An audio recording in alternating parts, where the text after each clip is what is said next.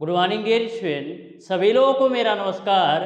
स्वागत करते हैं आप सभी का आपके अपने YouTube channel OD study point में। तो प्यारे दोस्तों, आज की क्लास में हम लोग स्टार्ट करेंगे फिजिक्स का चैप्टर नंबर 7, जिस चैप्टर का नाम है डियर स्टूडेंट गुरुत्वाकर्षण। आज की क्लास में डियर स्टूडेंट गुरुत्वाकर्षण को बहुत ही बेहतरीन तरीके से कवर करने वाले हैं।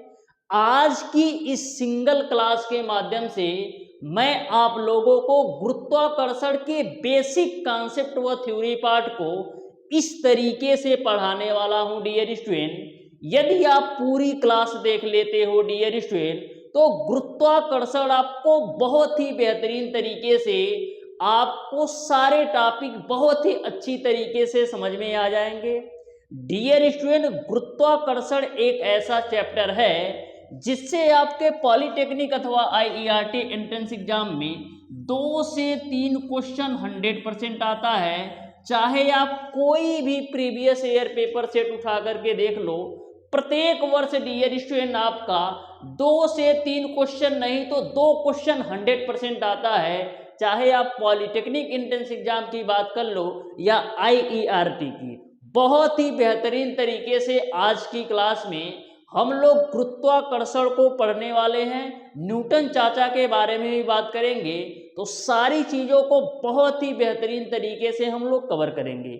यहाँ पर आप देख सकते हो कि न्यूटन चाचा का जो सेब है वो धरती की तरफ गिरने वाला है। तो बहुत ही बेहतरीन तरीके से हम सारी चीज़ों को कवर करेंगे। डियर स्टूडेंट, हमारी आपसे रिक्वेस्ट है, जो भी स्टूडेंट अभी तक हमारे चैनल ओडी स्टडी पॉइंट को सब्सक्राइब नहीं किए हैं, सब्सक्राइब जरूर कर लीजिएगा और बेल आइकन को भी प्रेस कर लीजिएगा, जिससे हमारी अपकमिंग आने वाली वीडियो का नोटिफिकेशन मिलता रहे। तो चलिए डियर स्टूडेंट, स्टार्ट करते हैं आज की क्लास को। समझते हैं गुरुत्वाकर्षण के बारे में। बहुत ही बेहतरीन तरीके से हम सारी चीज़ों को कवर करेंगे। सबसे पहले डियर स्टूडेंट हम लोग समझते हैं कि गुरुत्वाकर्षण होता क्या है। तो डियर स्टूडेंट, सिंपल सी बात है कि संसार में कोई भी दो वस्तुएं, संसार की कोई भी दो वस्तुएं एक दूसरे को हमेशा आकर्षित करती हैं। संसार में जितनी भी वस्तुएं हैं डियर स्टूडेंट, हमेशा दो वस्तुएं एक दूसरे को आकर्षित करती हैं। अब आपके दिमाग में क्वेश्चन ये बन रहा होगा कि आखिर में आकर्षित क्यों करती हैं। आपस में दोनों आकर्षित इसलिए करती हैं डियर स्टूडेंट, क्योंकि दोनों वस्तुओं के बीच एक आकर्षण बल कार्य करता है। इसी को हम लोग गुरुत्वाकर्षण कहते हैं। सिंपल सी बात है डियर स्टूडेंट कि संसार की जितनी भी वस्तुएं हैं, चाहे कोई कितना भी बड़ा हो, चाहे कोई कितना भी छोटा हो। मान लो एक वस्तु मैंने ले लिया, मान लो डियर स्टूडेंट एक वस्तु मैंने ले लिया कि मेरा इतना बड़ा है और एक वस्तु मेरा इतना बड़ा है, तो दोनों वस्तुओं जो है ना एक दूसरे को हमेशा आकर्षित करती हैं। दोनों वस्तुएं हमेशा एक दूसरे को हमेशा आकर्षित करती हैं। आकर्षित इसलिए करती हैं डियर स्टूडेंट, क्योंकि इन दोनों वस्तुओं के बीच एक आकर्षण बल कार्य करता है, जिसे हम गुरुत्वाकर्षण कहते हैं। अब यह सोचो डियर स्टूडेंट, जैसे ये हमारा पेन है, तो आप सोचोगे कि यह आपका पेन जो है आपको आकर्षित करता होगा। बिल्कुल आपने सही सोचा, यह जो हमारा पेन है हमको भी आकर्षित कर रहा होगा। यानी कि हमारे और इस पेन के बीच भी एक आकर्षण बल कार्य कर रहा होगा। तो यह मेरे पास क्यों नहीं आ जा रहा है? यह मेरे पास इसलिए नहीं आ पा रहा है डियर स्टूडेंट, क्योंकि हमारे और इस पेन के बीच का जो आकर्षण बल है बहुत कम है। हमारे और इस पेन के बीच का जो आकर्षण बल है बहुत कम है, जैसे 0.00 समथिंग करके। तो हमारे और पेन के बीच का आकर्षण बल बहुत कम है, इसी वजह से यह पेन जो है हमको आकर्षित नहीं कर पा रहा है। तो आपको आकर्षण बल समझ में आ गया होगा कि संसार की कोई भी दो वस्तुएं डियर स्टूडेंट हमेशा एक दूसरे को आकर्षित करती हैं, हमेशा एक दूसरे को आकर्षित करने का प्रयास करती हैं। और आकर्षित इसलिए करती हैं क्योंकि इन दोनों वस्तुओं के बीच एक आकर्षण बल कार्य करता है जिसे हम गुरुत्वाकर्षण कहते हैं। यहां से यदि आप डिफिनीशन लिखना चाहते हैं तो लिख सकते हैं कि सन 1686 में न्यूटन ने बताया कि विश्व का कोई भी दो वस्तुएं एक दूसरे को आकर्षित करते हैं, इस सर्वव्यापी आकर्षण बल को हम गुरुत्वाकर्षण कहते हैं। ये बात आपको क्लियर समझ में आ गई होगी। अब बढ़ते हैं डियर स्टूडेंट हम लोग नेक्स्ट कॉन्सेप्ट पर। ध्यान से समझिएगा, सीधा दिमाग में मैं सारी चीजों को उतारने वाला हूं, बस आप ध्यान से समझते जाओ, कहीं भी कोई भी किसी भी प्रकार का डाउट रहेगा ही नहीं। अब हम बात करते हैं डियर स्टूडेंट कि न्यूटन का गुरुत्वाकर्षण का नियम क्या होता है। न्यूटन का गुरुत्वाकर्षण का नियम क्या होता है, तो दो मैं आपका वस्तु ले लेता हूं। एक हमारा वस्तु ए है, इसको मैं नाम ए दे देता हूं, और एक हमारा वस्तु है डियर स्टूडेंट बी है, और इसका जो पहली वस्तु है इसका द्रव्यमान ले लो m1 है, और जो दूसरी वस्तु है इसका आप द्रव्यमान ले लो m2 है। इसका द्रव्यमान और ले लो m2 है। इसको हम m1 और m2 नीचे लिखे तो और अच्छा रहेगा, तो इसको हम नीचे लिख लेते हैं। ध्यान से समझिएगा, ध्यान से समझिएगा। तो ए हमारा पहली वस्तु हो गई और ए हमारी दूसरी वस्तु हो गई। पहले वस्तु की जो द्रव्यमान है वो हमारा m1 है, और दूसरे वस्तु की जो द्रव्यमान है वो हमारा m2 है। और डियर स्टूडेंट इन दोनों वस्तुओं के बीच की जो दूरी है, इन दोनों वस्तुओं के जो बीच की दूरी है, इसको मैं मान लेता हूं कि हमारा स्मॉल आर है। इन दोनों वस्तुओं के बीच की जो दूरी है इसको मैं मान लेता हूं स्मॉल आर है। मैंने क्या बोला डियर स्टूडेंट, मैंने दो वस्तु लिया ए और बी के रूप में। पहली वस्तु का द्रव्यमान m1 है और दूसरी वस्तु का द्रव्यमान m2 है, और दोनों वस्तुओं के बीच की जो दूरी है उसको मैंने मान लिया स्मॉल आर है। तो यह दोनों वस्तुएं जो है ना एक दूसरे को आकर्षित करने का प्रयास करेंगी। जो पहली वस्तु है दूसरी वस्तु को अपनी ओर खींचने का प्रयास करेगी। जो आपकी पहली वस्तु है ना दूसरी वस्तु को अपनी ओर खींचने की तरफ प्रयास करेगी कि तू मेरी तरफ आ जा, और जो दूसरी वस्तु है ना डियर स्टूडेंट ये आपको पहली वस्तु को अपनी ओर खींचने का प्रयास करेगी कि तू मेरी तरफ आ जा। तो दोनों वस्तुएं जो है ना डियर स्टूडेंट एक दूसरे को अपनी ओर खींचने का प्रयास कर रही हैं। दोनों वस्तुएं एक दूसरे को अपनी ओर आकर्षित करने का प्रयास कर रही हैं, क्योंकि इनके बीच एक आकर्षण बल F काम कर रहा है। दोनों वस्तुएं एक दूसरे को अपनी ओर खींचने का या आकर्षित करने का इसलिए प्रयास कर रही हैं क्योंकि इन दोनों वस्तुओं के बीच एक आकर्षण बल F काम कर रहा है। अब डियर स्टूडेंट जो आपका आकर्षण बल होता है, जो आपका आकर्षण बल F होता है डियर स्टूडेंट, इन दोनों वस्तुओं के द्रव्यमान के गुणनफल के अनुक्रमानुपाती होता है। जो आपका आकर्षण बल होता है डियर स्टूडेंट इन दोनों वस्तुओं के द्रव्यमान के गुणनफल के अनुक्रमानुपाती होता है। इसका मतलब ये है डियर स्टूडेंट जैसे जैसे आपका द्रव्यमान की वैल्यू बढ़ेगी वैसे वैसे आपका आकर्षण बल बढ़ेगा। जैसे जैसे आपका द्रव्यमान की वैल्यू बढ़ेगी वैसे वैसे आपका आकर्षण बल बढ़ेगा। तो अनुक्रमानुपाती का मतलब यही होता है डियर स्टूडेंट कि यदि हम एक चीज को बढ़ाएंगे तो दूसरी चीज भी उसी अनुसार बढ़ती जाएगी। तो जो आपका आकर्षण बल है डियर स्टूडेंट दोनों वस्तुओं के द्रव्यमानों के गुणनफल के अनुक्रमानुपाती होगा। इसको आप मान लो समीकरण नंबर 1।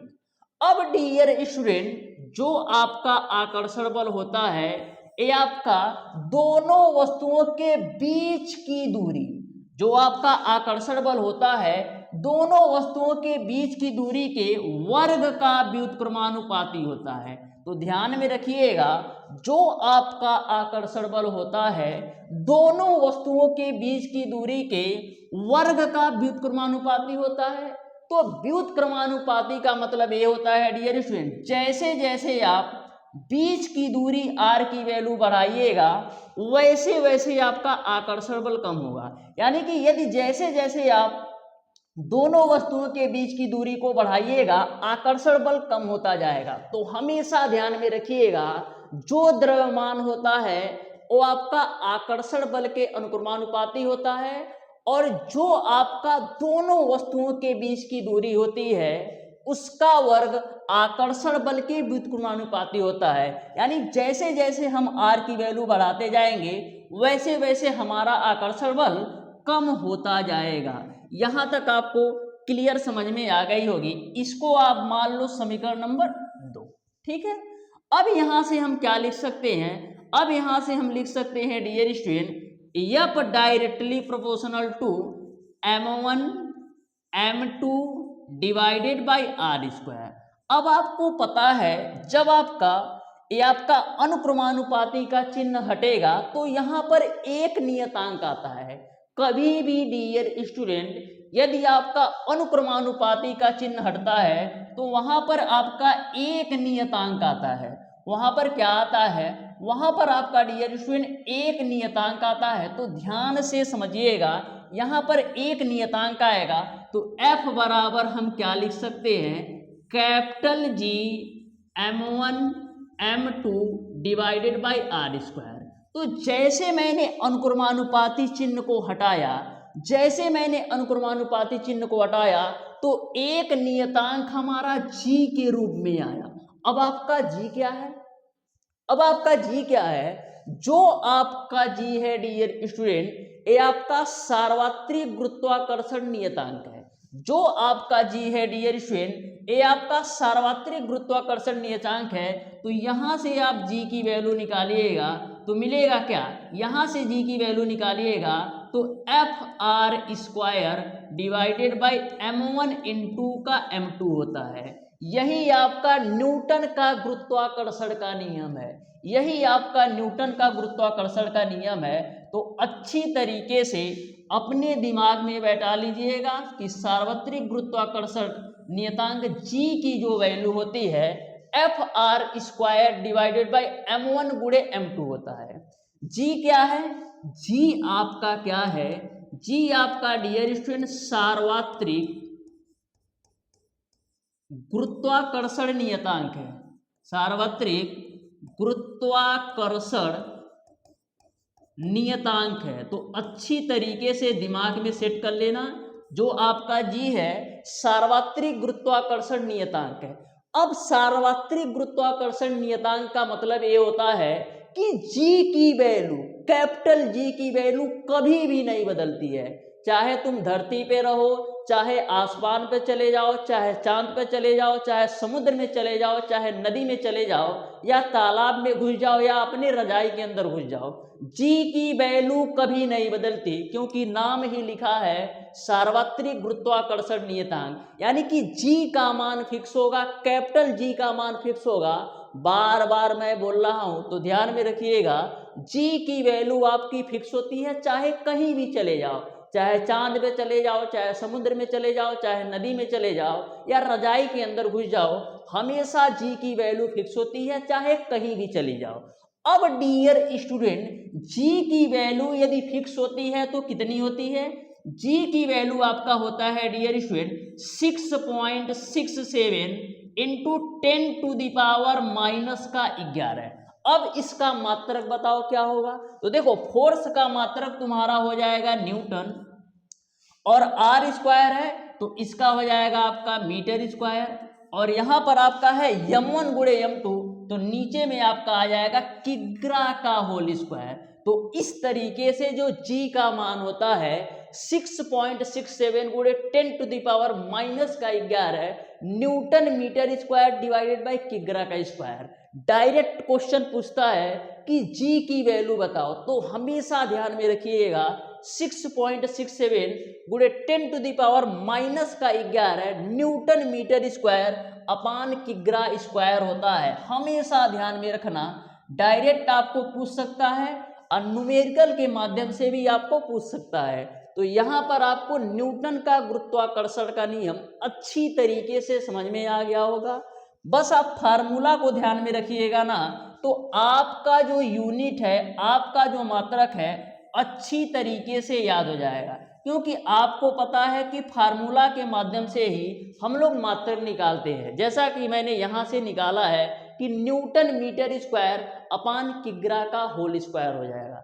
यहाँ तक किसी को कोई डाउट नहीं होना चाहिए। यहां तक डियर स्टूडेंट किसी को कोई डाउट नहीं होना चाहिए। अब एक क्वेश्चन आपके एग्जामिनेशन में ये भी कभी कभी पूछ लिया जाता है कि जो जी की वैल्यू ए है, जो जी की वैल्यू ए है किसने दिया था? तो यह जो जी की वैल्यू है इसको दिया था हेनरी कैवेंडिश ने। किसने दिया था डियर स्टूडेंट? इसको दिया था हेनरी कैवेंडिश ने। तो इसको भी आप अच्छी तरीके से नोट कर लो, हेनरी कैवेंडिश, हेनरी कैवेंडिश। तो जी का मान है 6.67 into 10⁻⁻11 newton metre square upon किग्रा स्क्वायर। इसको हेनरी कैवेंडिश ने दिया था। अच्छी तरीके से आप सारी चीजों को समझ गए होंगे। अब यदि डियर स्टूडेंट यदि स्क्रीनशॉट लेना चाहते हो तो ले लो, बहुत ही बेहतरीन तरीके से मैंने सारी चीजें बता दिया है। अब डियर स्टूडेंट हम आगे चलते हैं, ध्यान से समझना। इस तरीके से प्रत्येक कॉन्सेप्ट बताऊंगा कि सीधे आपके दिमाग में उचलने वाली हैं सारी चीजें। अब देखो हम बात करते हैं गुरुत्वीय त्वरण के बारे में कि आखिर में क्या है गुरुत्वीय त्वरण। तो सबसे पहले ये बताओ, ये हमारा पेन है तो इसको मैं जैसे छोड़ रहा हूं ये मेरे हाथ में ही गिर रहा है, इसको मैं जैसे छोड़ रहा हूं मेरे हाथ में ही गिर रहा है, जैसे छोड़ रहा हूं मेरे हाथ में ही गिर रहा। तो नीचे के ही तरफ क्यों आ रहा है? यह जो पेन है मैं जैसे छोड़ रहा हूं तो नीचे की तरफ ही क्यों आ रहा है? नीचे की ही तरफ या धरती ही की तरफ इसलिए जा रहा है डियर स्टूडेंट क्योंकि इस पर धरती द्वारा एक गुरुत्वीय त्वरण जी काम कर रहा है। ऐसे मैं यदि कूद रहा हूं तो मैं ऊपर तो कूद रहा हूं लेकिन ऊपर से फिर नीचे आ रहा हूं। तो नीचे मैं इसलिए आ रहा हूं डियर स्टूडेंट क्योंकि हमारे ऊपर पृथ्वी द्वारा गुरुत्वीय त्वरण जी काम कर रहा है। अब डियर स्टूडेंट कभी कभी आपके एग्जामिनेशन में ऐसा भी क्वेश्चन पूछ लिया जाता है कि गुरुत्वीय त्वरण जी का मान कहाँ अधिकतम होता है और कहाँ न्यूनतम होता है। तो ध्यान से समझिएगा, जी की जो वैल्यू होती है डियर स्टूडेंट वो आपका 9.8 मीटर पर सेकेंड स्क्वायर होता है। जी की वैल्यू 9.8 मीटर पर सेकेंड स्क्वायर होता है, लेकिन कभी कभी हम लोग 10 मीटर पर सेकेंड स्क्वायर भी लेते हैं। यानी कि जो जी की वैल्यू है वो आपका 9.8 मीटर पर सेकेंड स्क्वायर होता है या 10 मीटर पर सेकेंड स्क्वायर भी ले सकते हो। अब डियर स्टूडेंट जी का मान कहां पर अधिक होता है और कहां पर कम होता है? तो मान लो ये आपकी पृथ्वी है, मान लो ये आपकी पृथ्वी है और यहां पर आपका ध्रुव है। यहां पर मैं ध्रुव बना देता हूं, ये तुम्हारा मान लो उत्तरी ध्रुव है और ये तुम्हारा दक्षिणी ध्रुव है। ये तुम्हारा उत्तरी ध्रुव है और ये तुम्हारा दक्षिणी ध्रुव है। तो और यहां पर तुम्हारा मैं मान लेता हूं कि विषुवत रेखा है, यहां पर मैं मान लेता हूं विषुवत रेखा है। तो हमेशा आपको ध्यान में रखना है कि जी की जो वैल्यू होती है, स्मॉल जी की जो वैल्यू होती है ध्रुवों पर हमेशा ज्यादा होता है, ध्रुवों पर हमेशा ज्यादा होता है, ध्रुवों पर हमेशा ज्यादा होता है। यानी उत्तरी ध्रुव और दक्षिणी ध्रुव पर जो जी की वैल्यू होगी, जो स्मॉल जी की वैल्यू होगी हमेशा ज्यादा होगी, वो आपका होता है 9.8 मीटर पर सेकेंड स्क्वायर। तो डायरेक्ट आपसे क्वेश्चन पूछा जाता है कि गुरुत्वीय त्वरण जी का मान कहां अधिकतम होता है? तो गुरुत्वीय त्वरण जी का मान डियर स्टूडेंट ध्रुवों पर सबसे अधिक होता है।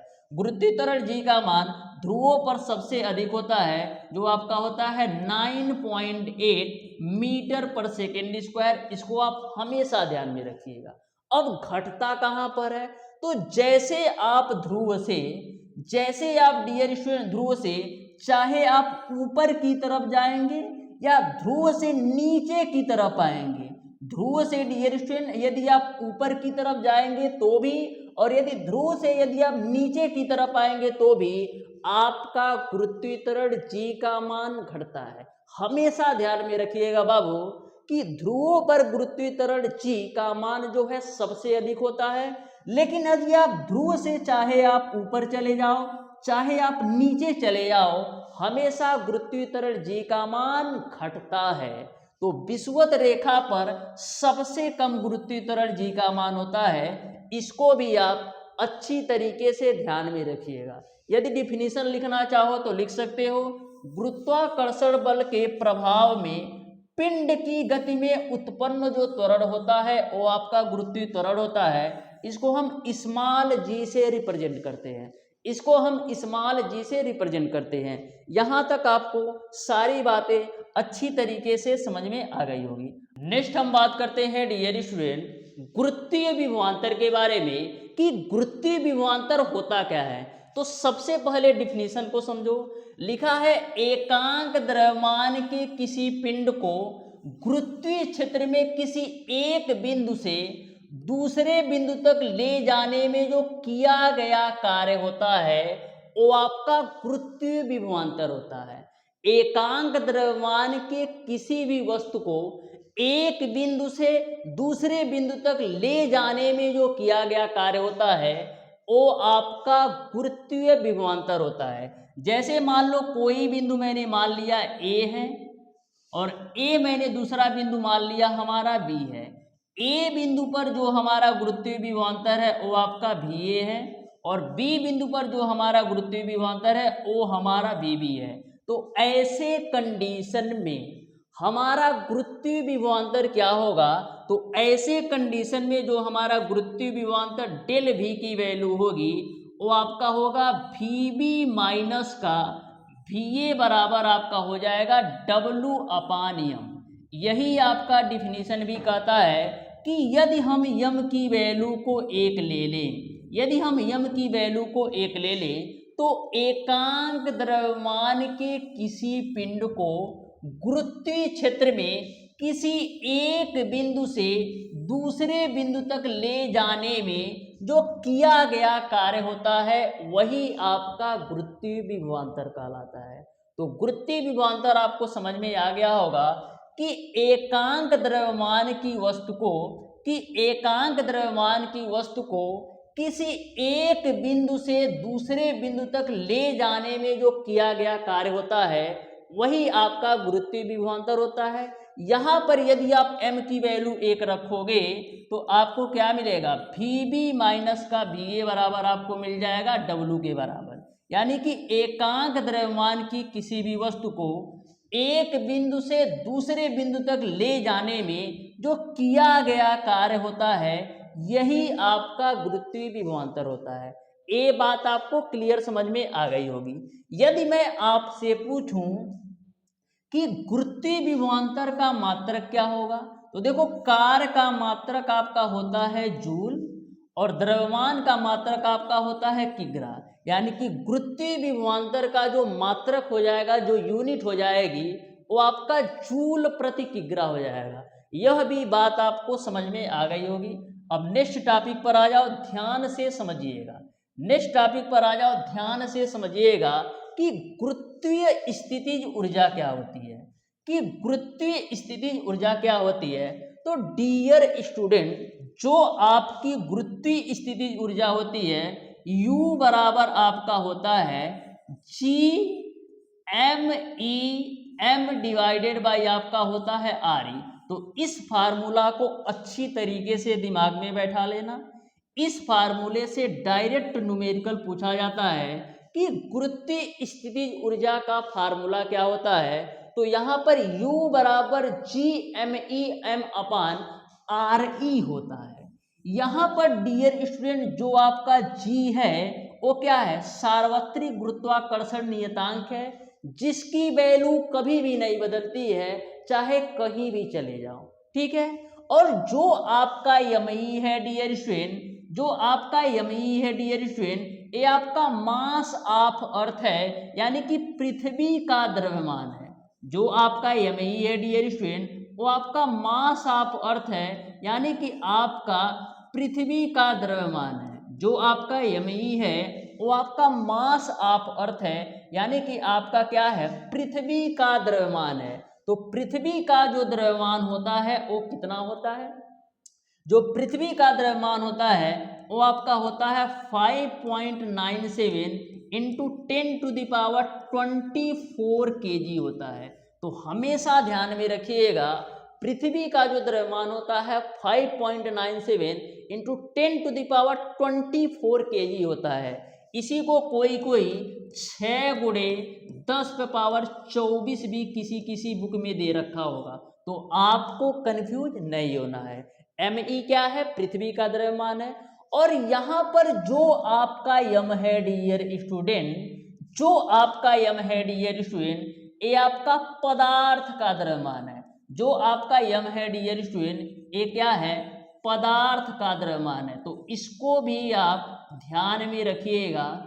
जो आपका यम है पदार्थ का द्रव्यमान है, जो आपका यम ई है वो आपका पृथ्वी का द्रव्यमान है, जो आपका जी है वो आपका सार्वत्रिक गुरुत्वाकर्षण नियतांक है, और जो आपका आर ई है डियर स्टूडेंट, जो आपका आर ई है डियर स्टूडेंट, ये आपका पृथ्वी की त्रिज्या है, यानी कि रेडियस ऑफ अर्थ है। आर ई क्या है? पृथ्वी की त्रिज्या है। पृथ्वी की त्रिज्या आपका आर ई है, और पृथ्वी की त्रिज्या की वैल्यू कितनी होती है? पृथ्वी की त्रिज्या की वैल्यू आपका 6378 किलोमीटर होता है। तो न्यूमेरिकल में ये सारी चीजें बहुत काम में आने वाली हैं। अच्छी तरीके से नोट कर लो, अच्छी तरीके से नोट कर लो। यही आपका गुरुत्वीय स्थितिज ऊर्जा होती है। जो जी आपका होता है सार्वत्रिक गुरुत्वाकर्षण नियतांक होता है, जिसकी value 6.67 into 10⁻⁻11 newton metre square upon किग्रा स्क्वायर होता है, जो हमेशा फिक्स होता है, कभी भी नहीं बदलता, चाहे कहीं भी चले जाओ। ठीक है। और एमई तो बता दिया, मास ऑफ अर्थ है। और आपका जो कैपिटल एम है वो आपका पदार्थ का द्रव्यमान है। जो आपका न्यूमेरिकल पूछेगा ना उसमें दिया रहेगा। और जो आर ई है वो आपका पृथ्वी की त्रिज्या है। यहाँ तक आपको क्लियर है। यहाँ से डिफिनीशन भी लिख सकते हो, किसी वस्तु को अनंत से गुरुत्वीय क्षेत्र के भीतर किसी भी बिंदु तक लाने में कितना कार्य प्राप्त होता है, उसे उस बिंदु पर गुरुत्वीय स्थितिज ऊर्जा कहते हैं। तो आपसे तो थ्योरी पूछेगा नहीं, तो डायरेक्ट आप फार्मूला ध्यान में रखिएगा। या तो डायरेक्ट फार्मूला पूछ लेगा, या तो आपको इस फार्मूला पे बेस आपसे न्यूमेरिकल पूछ लेगा। तो आपको यह बात अच्छी तरीके से समझ में आ गई होगी। अब हम बात करते हैं बाबू, कि इसमें आपका गुरुत्वीय त्वरण स्मॉल जी, गुरुत्वीय त्वरण स्मॉल जी और गुरुत्वाकर्षण स्थिरांक कैपिटल जी में संबंध क्या होता है। गुरुत्वीय त्वरण स्मॉल जी और गुरुत्वाकर्षण कैपिटल जी में संबंध क्या होता है? तो इन दोनों में जो संबंध होता है वो आपका होता है डियर स्टूडेंट, स्मॉल जी बराबर आपका होता है capital G ME upon R square, ME upon R square. इसमें भी जो आपका कैपिटल जी है वो आपका सार्वत्रिक गुरुत्वाकर्षण नियतांक है। जो आपका कैपिटल जी है सार्वत्रिक गुरुत्वाकर्षण नियतांक है, जिसकी value 6.67 into 10⁻⁻11 newton metre square upon किग्रा स्क्वायर होता है। क्या होता है? न्यूटन मीटर स्क्वायर अपान किग्रा स्क्वायर। तो बार बार मैं इसलिए लिख रहा हूं जिससे आपको क्लास में ही सारी चीजें याद हो जाए। और यहाँ पर जो आपका यमई है डियर स्टूडेंट, ये क्या है? यमई जो आपका है पृथ्वी का द्रव्यमान है, जिसकी वैल्यू मैंने आपको बताया कितना होता है 5.97 इंटू 10⁻24 kg होता है। और जो आपका आर ई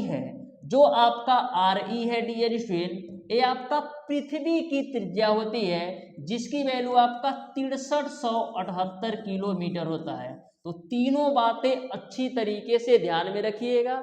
और गुरुत्वीय त्वरण स्मॉल जी और गुरुत्वाकर्षण नियतांक कैपिटल जी में जो संबंध होता है वो आपका स्मॉल जी बराबर capital G ME upon R E का होल स्क्वायर होता है। अब इस फार्मूला को देखते हुए आप हमें ये बता दो कि क्या आपका गुरुत्वीय त्वरण स्मॉल जी द्रव्यमान पर निर्भर करता है कि नहीं। इस फार्मूला को ध्यान से देखो और बताओ कि क्या आपका गुरुत्वीय त्वरण स्मॉल जी पदार्थ के द्रव्यमान पर निर्भर करता है कि नहीं।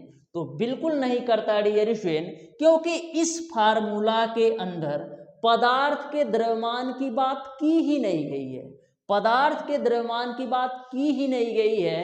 तो इसलिए आपका जो गुरुत्वीय त्वरण स्मॉल जी होगा वो आपका पदार्थ के द्रव्यमान पर निर्भर नहीं करता है। चाहे आपका इतना बड़ा कोई पदार्थ हो, चाहे आपका इतना बड़ा कोई पदार्थ हो, चाहे चिन्ना सा एकदम छोटा सा कोई पदार्थ हो, सबका जो गुरुत्वीय त्वरण जी का मान होगा वो आपका 9.8 मीटर पर सेकेंड स्क्वायर ही होगा। क्यों?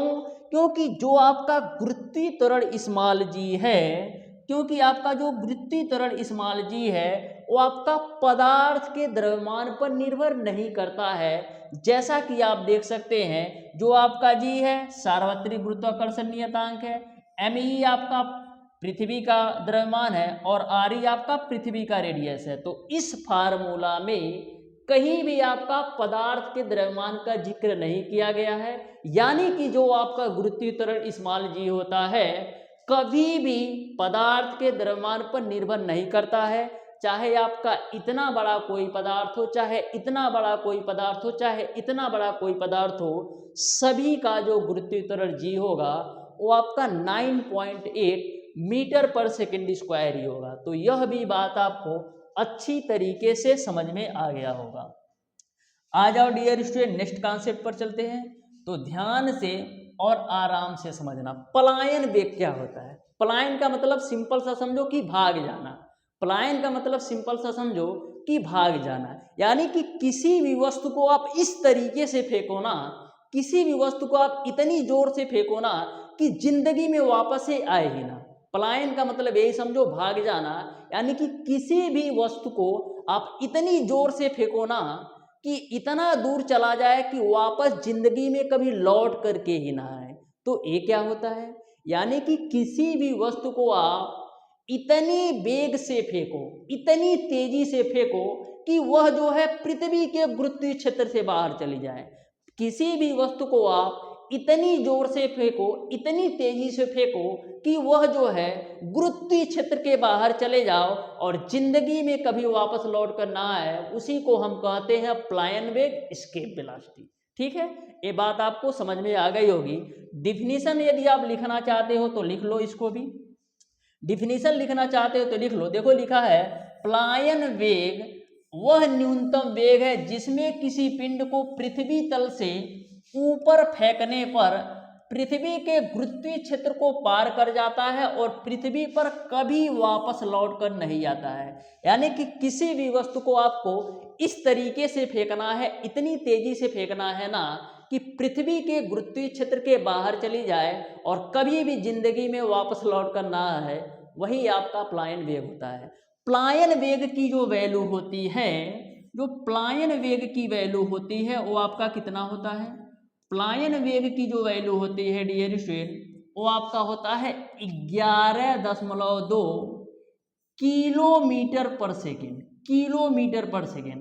अब घर पे जाना, अपने छत पे चढ़ जाना, अब एक पत्थर को उठाना और इतने वेग से फेंक देना। यदि तुम इतने वेग से उस पत्थर को फेंक दिए तो दोबारा जो है जिंदगी में वो लौट कर नहीं आएगा, कहीं भी नहीं लौट कर आएगा। लेकिन सोचो इतने वेग से फेंक पाओगे 11.2 किलोमीटर पर सेकेंड, यानी एक सेकेंड में आपको, यदि मीटर में बदलोगे तो आपको कितना मिलेगा, इसको मीटर में बदलोगे तो आपको मिलेगा 11,200, यानी कि एक सेकेंड में 11,200 मीटर दूरी फेंकना है। फेंक पाओगे? नहीं फेंक पाओगे। तो यही आपका पलायन वेग होता है कि जिसमें हम किसी भी वस्तु को यदि हम फेंकते हैं, यदि वह गुरुत्वीय क्षेत्र के बाहर चला जाता है और कभी भी पृथ्वी पर वापस नहीं लौट कर आता है, वही आपका पलायन वेग होता है। पलायन वेग का जो मान होता है 11.2 किलोमीटर पर सेकेंड होता है। डायरेक्ट कभी कभी पूछ लिया जाता है कि पलायन वेग का मान होता है, 4 ऑप्शन दिया रहेगा, 11.2 दे देगा, 10 दे देगा, 12 दे देगा और 9 दे देगा। तो आपको पता होना चाहिए कि पलायन वेग का मान 11.2 किलोमीटर पर सेकेंड होता है। ठीक है, यहाँ तक आपको क्लियर है। अब डियर स्टूडेंट, पलायन वेग का जो आपका फार्मूला होता है वो क्या होता है, वो आपका होता है √2GME/RE होता है। तो इसको भी आप अच्छी तरीके से नोट कर लेना होगी। अच्छी तरीके से यह भी बात आपको समझ में आ गई होगी कि जो प्लायन वेग का फार्मूला होता है √2GME/RE होता है। अब फिर से मैं बता दे रहा हूं, जो आपका जी है सार्वत्रिक गुरुत्वाकर्षण नियतांक है, जिसकी वैल्यू 6.67 गुणे 10⁻⁻11 न्यूटन मीटर स्क्वायर अपान किग्रा स्क्वायर होता है।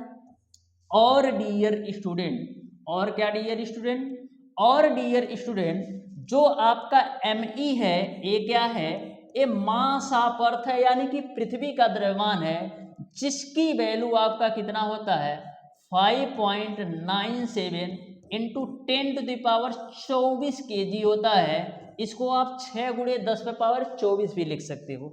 जो आपका RE है ये क्या है, मास ऑफ अर्थ है, जिसकी वैल्यू आपका होता है 6378 किलोमीटर, यानी कि पृथ्वी का रेडियस है जिसकी वैल्यू आपका होता है 6378 किलोमीटर।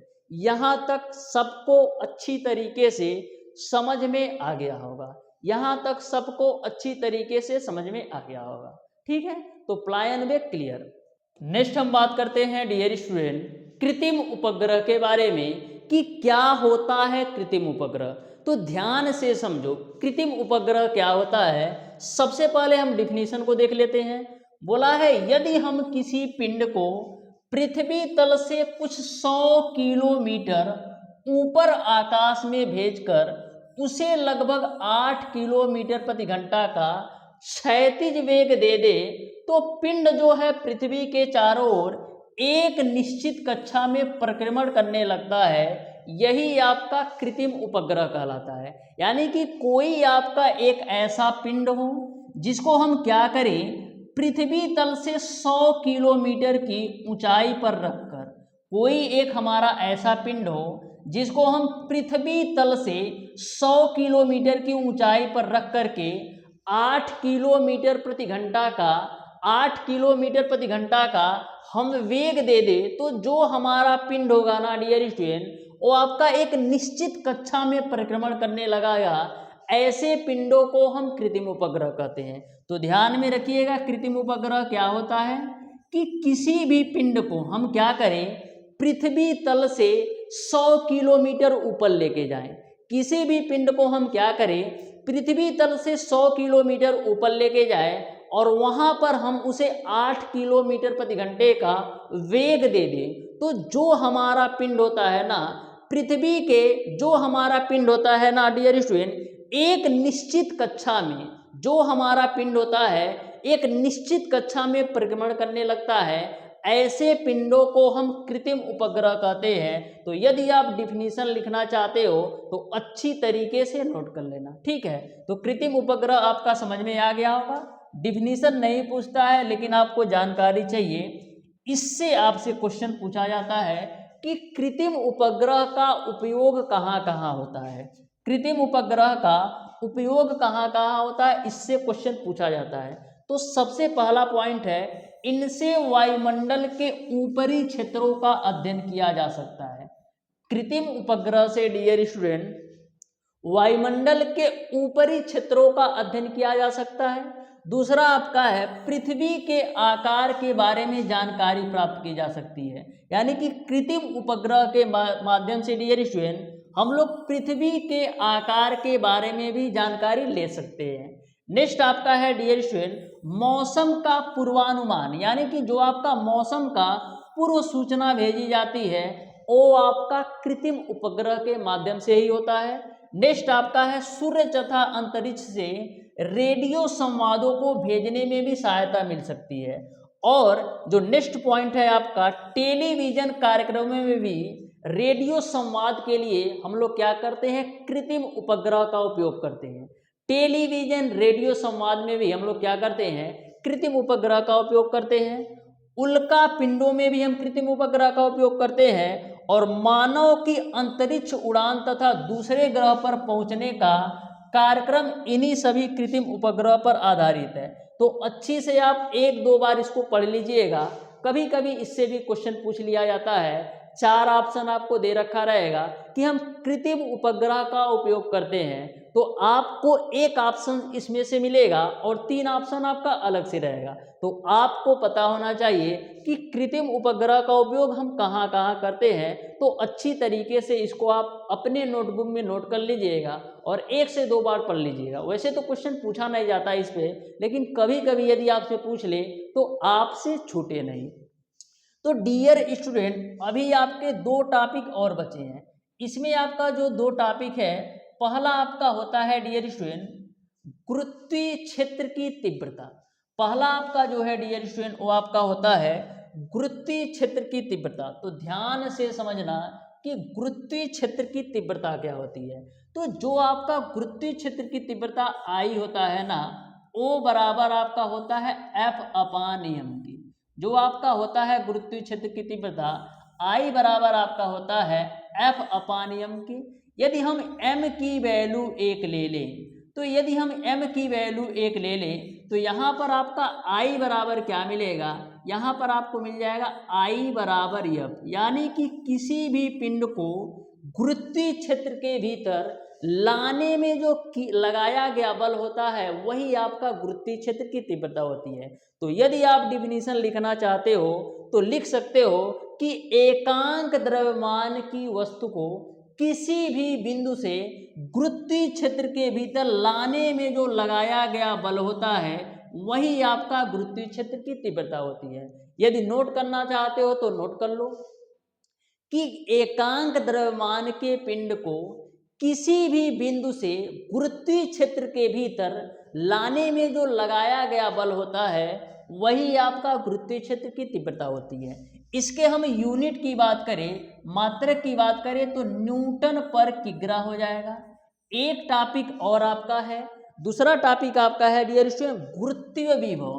तो जो आपका गुरुत्वीय विभव होता है V बराबर आपका होता है W/m, V बराबर आपका होता है W/m।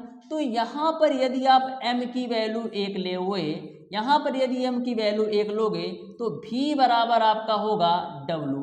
हमेशा ध्यान में रखिएगा जो आपका गुरुत्वीय विभव होता है वो आपका निगेटिव होता है, जो आपका गुरुत्वीय विभव होता है वो आपका निगेटिव होता है। तो यदि हम बात करें डिफिनीशन का कि गुरुत्वीय विभव का डिफिनीशन क्या होगा, तो एकांक द्रव्यमान की वस्तु को अनंत से गुरुत्वीय क्षेत्र के भीतर लाने में किए गए कार्य को हम गुरुत्वीय विभव कहते हैं। एकांक द्रव्यमान की वस्तु को अनंत से गुरुत्वीय क्षेत्र के भीतर लाने में जो किया गया कार्य होता है वो आपका गुरुत्वीय विभव के बराबर होता है। अब माइनस इसलिए हो रहा है क्योंकि हम अनंत से किसी भी वस्तु को गुरुत्वीय क्षेत्र के भीतर ला रहे हैं, यानी कि हम अपोजिट वर्क कर रहे हैं, तो ऐसे कंडीशन में हम माइनस का यूज करते हैं। तो गुरुत्वीय विभव भी आपको समझ में आ गया होगा कि एकांक द्रव्यमान की वस्तु को अनंत से गुरुत्वीय क्षेत्र के भीतर लाने में जो किया गया कार्य होता है वही आपका गुरुत्वीय विभव होता है। यूनिट की बात करें तो कार्य का मात्रक आपका जूल होता है और द्रव्यमान का मात्रक आपका किग्रा होता है। तो दोनों में अंतर को आप अच्छी तरीके से ध्यान में रखना। ये आपका गुरुत्वीय क्षेत्र की तीव्रता है, यानी कि इंटेंसिटी ऑफ ग्रेविटेशन, और ये आपका गुरुत्वीय विभव है। तो दोनों में अंतर आपको अच्छी तरीके से समझ में आ गया होगा। इसमें क्या है, किसी भी वस्तु को हम क्या कर रहे हैं, किसी भी बिंदु से गुरुत्वीय क्षेत्र के भीतर लाने में जो लगाया गया बल होता है ना, वो आपका गुरुत्वीय क्षेत्र की तीव्रता होती है। और इसमें गुरुत्वीय विभव में क्या हो रहा है कि एकांक द्रव्यमान की वस्तु को अनंत से गुरुत्वीय क्षेत्र के भीतर लाने में जो किया गया कार्य होता है ना, वो आपका गुरुत्वीय विभव कहलाता है। तो आपको क्लियर सारी चीजें समझ में आ गई होगी। तो डियर स्टूडेंट, आज की क्लास को हम यहीं तक रखते हैं।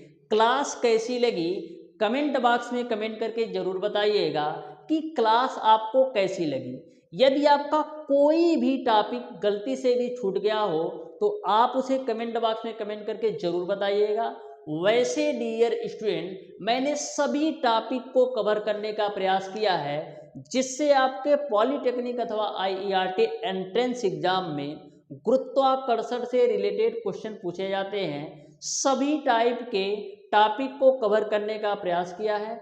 फिर भी यदि आपका कोई भी टॉपिक गलती से भी छूट गया हो तो आप उसे कमेंट बॉक्स में कमेंट करके जरूर बताइएगा। मिलते हैं डियर स्टूडेंट नेक्स्ट क्लास में। अपनी राय कमेंट बॉक्स में कमेंट जरूर कीजिएगा कि क्लास आपको कैसी लगी। तब तक के लिए धन्यवाद।